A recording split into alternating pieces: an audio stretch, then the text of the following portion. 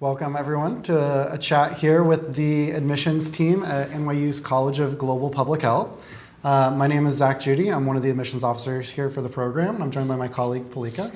My name is Palika Bhatia. I'm also an admissions officer and also a former alum of the program. So we both meet with lots of prospective students who are in the process of applying to graduate programs, and there are certain questions that we get asked a lot, and we understand that the process of applying to graduate school can be complicated and stressful in some cases. We've both been through that process. And so we're here to help answer some of the most commonly asked questions that we get from prospective students. Hopefully these are some questions that you might already have, and we'll address those. And then if there's questions that we don't already answer, you can ask those live in the chat, and we'll try to answer those towards the end. So with that, we'll get started. One of the questions that we get asked most often is, can I still apply? Is the application still open?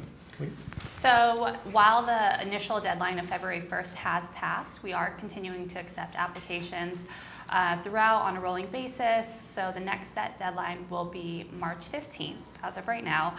So the application is open on SOFAs currently. Another question that we do end up getting a lot is where our graduates typically end up after graduation. So our students end up going on to a lot of different fields. Public health is a really broad field, and so it can lend itself to students going on to a lot of different types of jobs. Most often they're jobs in nonprofit organizations or government organizations. And a lot of people end up staying here in New York. Part of that's because they do internships while they're in the program, they network with faculty, and all of that sort of helps to lend themselves to building a network here in the city of opportunities, so that when they graduate, they already sort of have a foothold when they're applying for these jobs. So a lot of students end up actually staying here in New York. And in terms of a question that we also often get is, what percentage of your students are finding jobs when they graduate? And as of last year, it was 71%, 71.4%, I think if we're going to be specific, of students had jobs by the time they graduated. So sort of the follow-up question there is, are they finding jobs? And the answer to that is yes. So, when you're looking at your application, I know one question that a lot of people have is, what exactly is NYU looking for? What are some of the things I can do to make my application stand out? So, what are some of those things? So different applications stand out for different reasons. We have students who come in straight from undergrad with a very strong academic background, and then some students who have been out of school for a little bit, and so they have gained that work experience. It's a very holistic review of your application. So if you have the number of work hours, you have a good academic standing, all of those components are taken into consideration. So there's not really one component that outweighs the other. It's really a combination of all of these things, plus a great personal compelling statement, your letters of recommendation, someone who can vouch for your ability to excel in the program. And essentially why NYU would be a good fit for you, why the College of Global Public Health would be a good fit for you, what you could bring to the program. All these components really is what the admissions committee looks for. Yeah, I like to think that there's sort of two sides to the application. There's the, is this applicant prepared academically? Are they going to come into the program and are they going to do well? And so there's sort of the academic pieces to the application that the faculty are looking at as they make their review. And then there's sort of the why public health and why public health at NYU side. And that's, sometimes a little bit harder to nail down, but that's where, as you mentioned, the letters of recommendation come in. The personal statement plays a big part of that, trying to make sure that it's going to be a good fit sort of on both ends. Also, the GRE is a component. So most students ask, is the GRE required for the application? And it is. The GRE is a required part of the application. There aren't minimum requirements in terms of the GRE. There's not one specific score that we're looking for. And as Palika mentioned, it's a holistic review process. So the GRE scores aren't the sole deciding factor on your application, but they are something that the faculty would like to take a look at and would like to take into consideration. So another common question we get related to the GRE is it possible to waive the GRE requirement? And generally, it's not required, or it's not possible to do that unless you already have a graduate degree. So if you have a graduate degree at the master's level or higher, then we'll waive the GRE requirement for you automatically. But otherwise, it's something that you would need to submit as part of the application. So another question we get, especially this time of year when a lot of schools have their application deadlines, is does my application need to be submitted by the deadline? Does it need to be complete by the deadline? Because of the way that SOFIS verifies transcripts, does it need to be verified by the deadline? So, Blika, what's the difference between those? What is that? So this is a very common question. The SOFIS application only needs to be submitted by the deadline. So it doesn't have to be verified yet. You can submit additional materials after, such as your official GRE scores, your letters of your letters of recommendation, and your official transcripts. Those can all come in after the deadline, as long as you have submitted by whatever deadline you're trying. So the March 15th deadline is approaching. You would only need to submit by then. Everything else can come in afterwards. Right. So for those of you that had your application maybe already submitted and you applied before February 1st, as long as your application was submitted by that date, then you met the deadline and you met the requirements for that. Even if you still are waiting for SOFIS to finish verifying your transcripts, or if you're still waiting for maybe that final letter of recommendation to come in, or your test scores, whatever it might be. For those that are in the process of applying now, as you mentioned, we're accepting them and we're reviewing them on a rolling basis, but the deadline right now is March 15th in SOFIS. So that's the date that you would need to have it submitted by, and then those additional documents, if necessary, they can come in afterwards. Right, and so a lot of students ask, when can I receive my decision by? And that depends based on, we review applications that are complete, so the time frame kind of varies. It does, yeah. It's tough to say exactly how long it takes for an application to be reviewed, but we understand that this is something that is part of that process. You've submitted your application, you did all the hard work, now you're waiting, you want to hear back from the faculty, and you'd obviously like to hear back as soon as possible. So we work really hard to review the applications as quickly but as thoroughly as we can and make sure that every application is given full consideration. So it can vary. Generally, for most schools you apply to, I think it's safe to expect somewhere between 4 to 6 weeks. Sometimes it will take longer. When possible, we'll get you a decision back sooner. For everyone who applied by February 1st, you can count on that the absolute latest you would hear back is April 15th. But for anyone who's still in the process of applying now, like we said, we're starting that application review process as soon as the application's complete and getting that process going. And we send out the decisions as they're made by the faculty. So we don't hold all of the decisions until a specific date and then release them all at once. We're sending out decisions daily as we're hearing back from the admissions committee. So you'll hear back as soon as we know.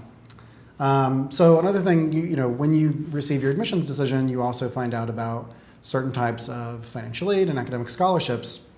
So Plika, what are some of the scholarships and financial aid that are available to students? So we do offer academic merit-based scholarships that every applicant is considered for, regardless of whether you're an international student or a domestic student. These scholarships can range between $10,000 to $20,000 a year. We also participate in the Coverdell Fellowship Program. So if you're a returned Peace Corps volunteer, you would be eligible to apply for this. So academic merit-based scholarships, you don't have to do an additional application for. You're automatically considered. There are external scholarships that you could apply for. Yeah, and for those of you that are considering other types of federal financial aid, need-based aid, so as long as you complete your FAFSA application, the NYU Office of Financial Aid will be working up those financial aid packages. They typically don't send those out until sometime in late March, maybe early April. So if that's something that you're waiting on, that's about the time frame to expect when you might be hearing back about that type of financial aid. Also, so just to note, there are some sort of opportunities to either work on campus, either with internships or research opportunities here on campus that Zach can talk about. Sure.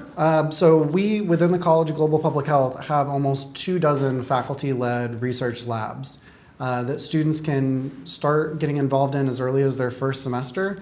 And these types of opportunities are as varied as sort of like the field of public health is. There's labs that work on policy, some that do public health nutrition, ones that work with global health. Some are like very specifically focused, where you're actually working on research studies that might be published, and so some in epidemiology or social and behavioral science, and then others you're actually working more with public health or global health organizations. So the Applied Global Health Initiative, that program, is a good example of one that's more hands-on, more applied practice. And these are great opportunities to start getting involved, actually doing work in public health right away while you're in the program, taking what you're learning in the classroom and actually putting it into practice. So that's another way that students are getting experience aside from just the internships that they do as part of the program, because everybody will do some form of internship or thesis paper as part of their MPH program, and these on-campus research labs and internship opportunities are another way to get that additional experience. With the hope being that as part of the MPH program, you want to be getting as much experience as possible, in addition to the academic component, so that when you graduate, you could be part of the 71% or so of students that are employed when they graduate. And part of that is building up that experience and also building up that professional network. So we'd mentioned before that faculty are an important source of networking and helping students to get connected with these opportunities both on campus through their own labs, but oftentimes off campus also. So when you're admitted into the program, you are assigned an academic mentor who is part of the faculty in your concentration. So they have tons and tons of networks either in New York City or outside the state. And they can definitely help you network and see which opportunities align with your interests and see what they can do for you. And that's also something that NYU offers as a great resource. Yeah, I think another question we often get from applicants about how accessible are these labs? Like it's great that you have them, but like, is that something that I even am really going to be able to do? Is it a super competitive process? And they're very accessible. That's the point of why we have them, is that the faculty want students in their lab. They want them there, helping them on this work and getting that experience. So we start off the school year with a career week to orient students to the different opportunities for work and practice on campus, the resources through the student, through the Wasserman Center for Career Development, which is the career center that helps students with a lot of these processes. And then we also have a labs and internships fair to cap off the week. So you will have the opportunity to speak with students who are working in these labs now and to talk with faculty about these opportunities right from the get-go, really in the first week, and find out how you can get involved. So it's something that we encourage, certainly, and want to make as accessible as quickly as possible.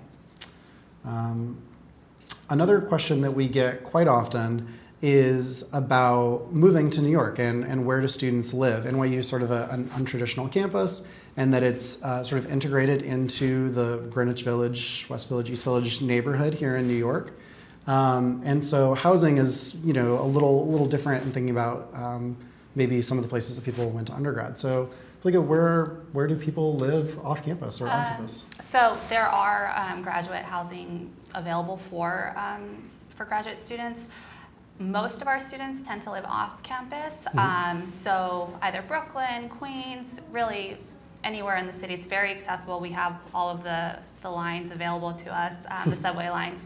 So typically students usually have like about a 30-minute commute. Like I said, like the campus is pretty accessible. Yeah, and then there are limited graduate housing available for students who apply early. Yeah, if that's something that you're interested in, it's something that you'd want to apply for very early, because it is pretty limited, the on-campus graduate housing, in terms of how much of that is there, which is very convenient because it's right here on campus. But as William mentioned, the vast majority of students will choose to live off campus. And one of the benefits of being in New York is that you have, it's such a big city, there's so much housing available, there's a lot out there. And so I think that, when you adjust for your individual budget and the way that you're willing to commute, the neighborhoods you're looking to live in, I think everybody eventually finds something that fits within their budget. Right. And so when you are admitted into the program, you are added to a Facebook group where you can meet tons and tons of other students who are also moving in from out of state. So there is that opportunity available. There's also the Office of Campus Housing that's available to help you. So it makes the transition pretty smooth when you have these resources available to you. Mm-hmm. Yeah, I know it can certainly seem like a daunting task. Neither of us are from New York, so we went through the process of moving here. And there is an office for off-campus housing that has some of those resources to help point you in the right direction, because there's a lot of things to keep in mind.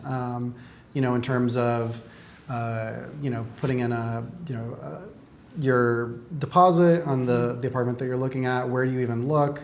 Potentially using like a broker to help you find apartments, that sort of thing. So we understand that that's one of the unique aspects of coming to graduate school in New York, and obviously NYU is well accustomed to helping students with that process and that transition.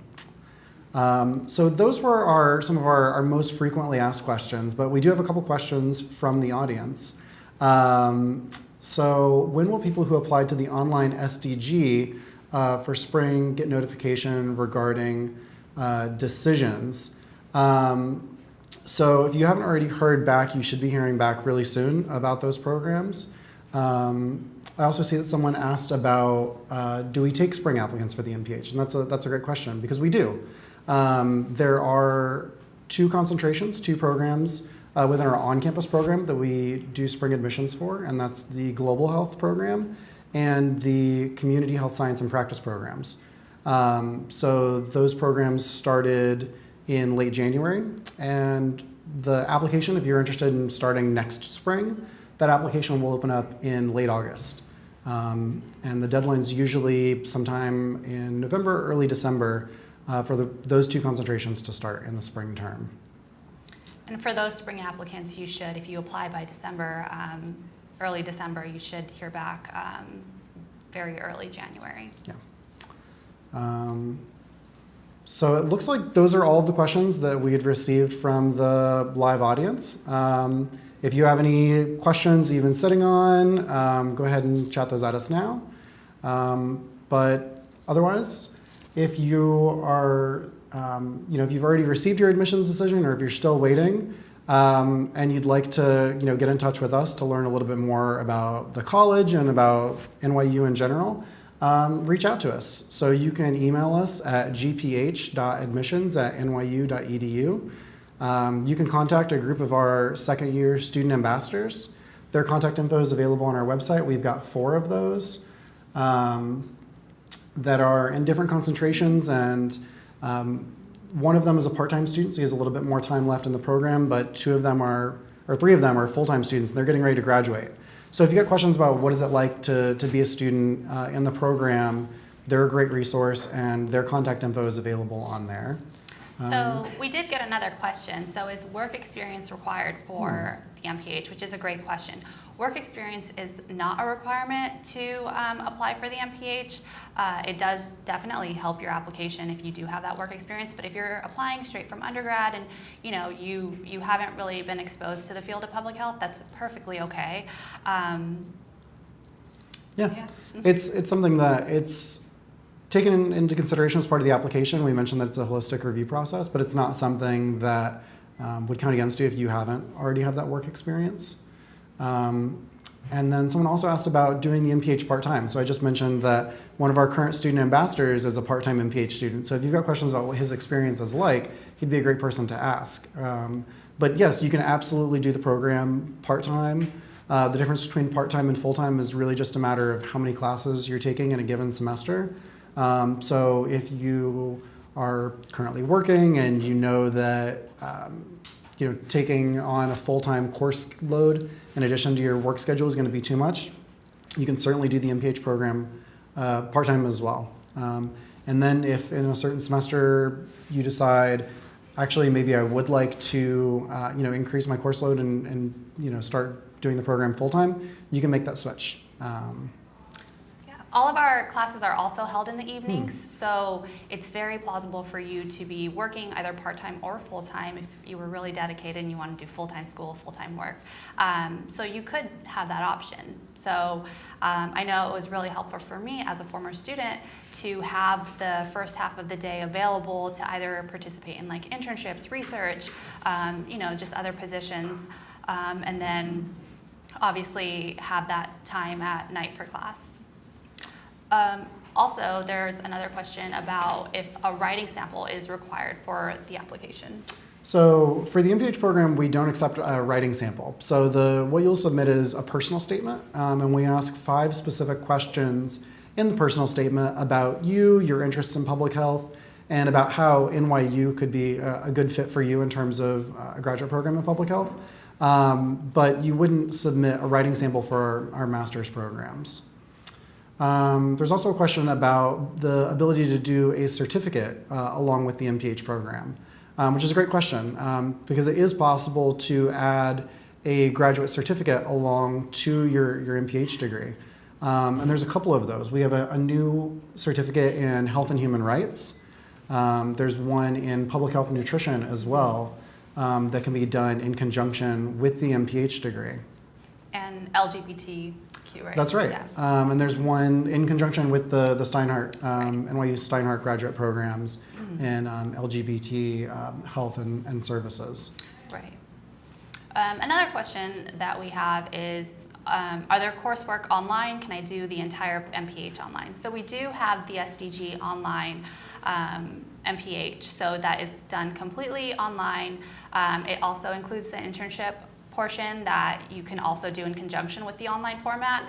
And then we do also have a number of classes. Our core classes can all be completed online.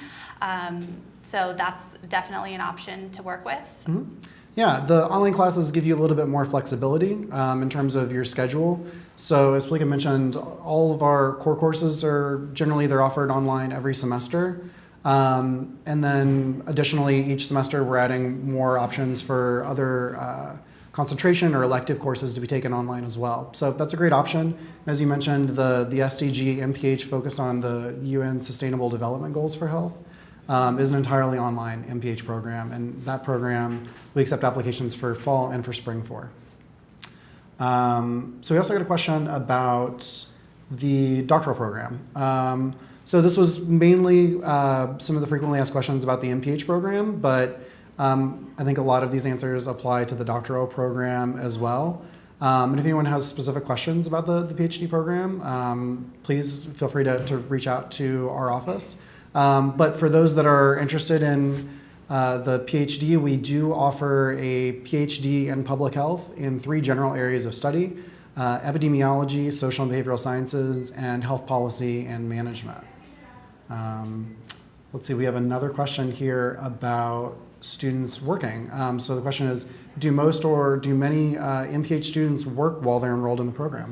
So many MPH students do end up working. Like I said, it is, we have our classes in the evening, so you do have that chunk of day in the beginning to do, if you want to study, if you want to work.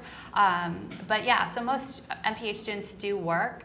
Either there's different opportunities on campus that you can work. So what I loved about my time at NYU is that I was exposed to so many different public health organizations in New York City. So I used pretty much each semester to kind of try out what I thought would align with my interests. So each semester I would have a different internship, some that were more focused on research, some that were more focused in program development. So I love that. I love the fact that my classes were held in the evenings.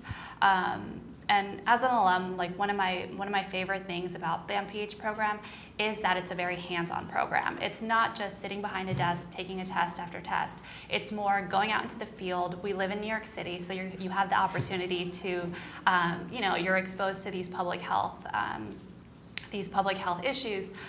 So that was one of my favorite parts, is just getting out there, doing the field work, kind of coming back into the classroom and facilitating a discussion with the rest of my colleagues who are not just from New York City, but they're from all around the world.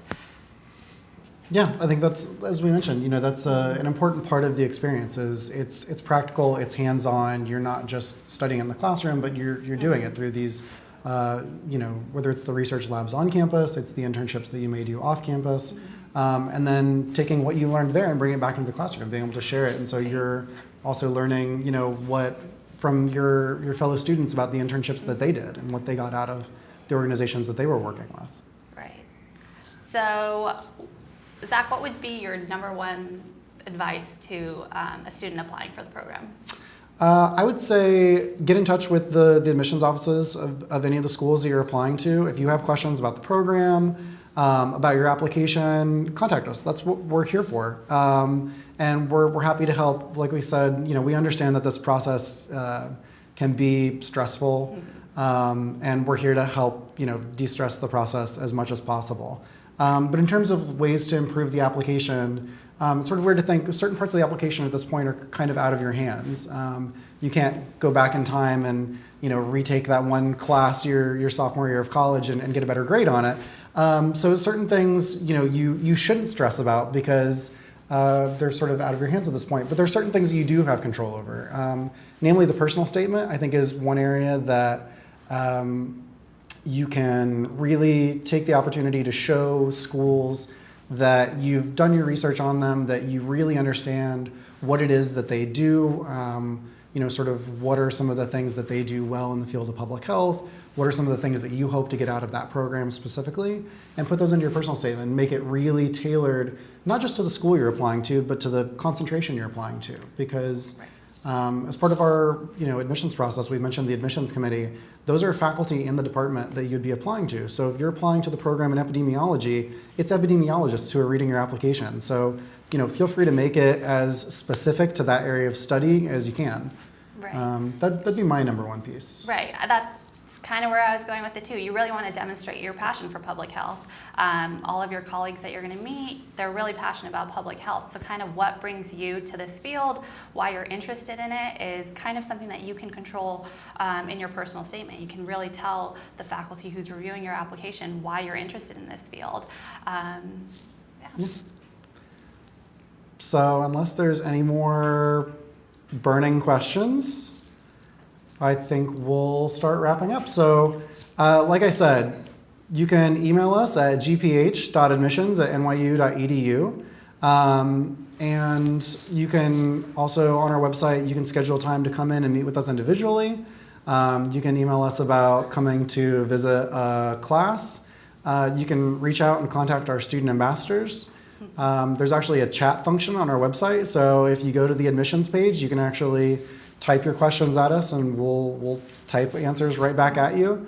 But you can also call, email, we're there. You can connect with the College of Global Public Health on Facebook, on Twitter. And yeah, so thank you for joining us. And we'll look forward to seeing you. Hopefully we'll look forward to receiving your applications.